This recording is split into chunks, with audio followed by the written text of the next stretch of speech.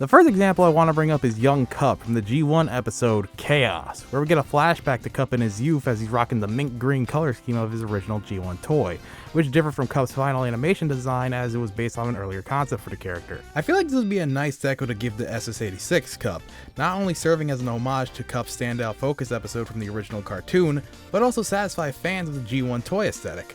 Plus, if Hasbro really wanted to go the extra mile, they could also give him an all-new face sculpt, especially since a lot of people really dislike the 86 Cup face, so a new one would be much appreciated. The next missed opportunity that I want to bring up is a potential 2-pack of Hate Plague Rodimus vs Shielded Optimus.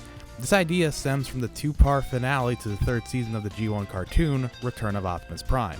In these episodes, the hate plague begins to spread across the galaxy, so it's up to the newly resurrected Optimus Prime and his shining armor coating to put a stop to it, all while having to go toe-to-toe with the infected Rodimus in order to retrieve the Matrix of Leadership. I always found an all-red Rodimus fighting against an all-white Optimus to be a very striking and memorable visual. Just like young Cup, this would be referencing a very memorable moment from the G1 cartoon, along with the added sauce of it being two of the franchise's most iconic Autobots going up against each other, and you have a recipe for an instant moneymaker.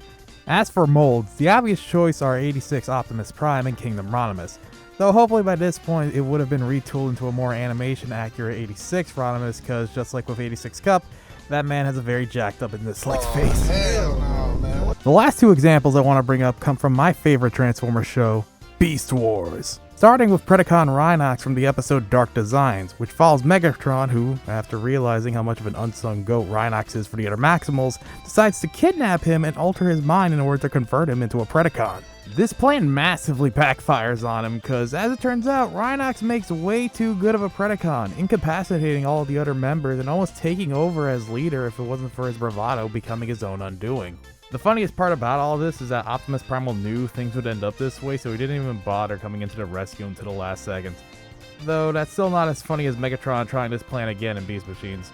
Now obviously the biggest downside to this potential repaint is that it would be given to the much maligned Kingdom mold.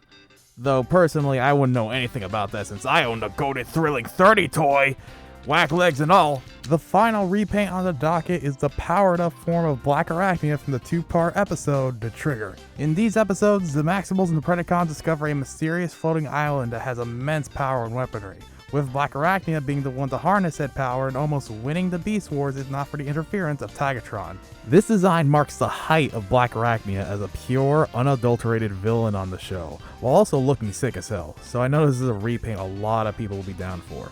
Oh, and also this would be given to the Kingdom Black Arachnia mold, because, like, obviously. What missed opportunity repaints would you like to see in the future?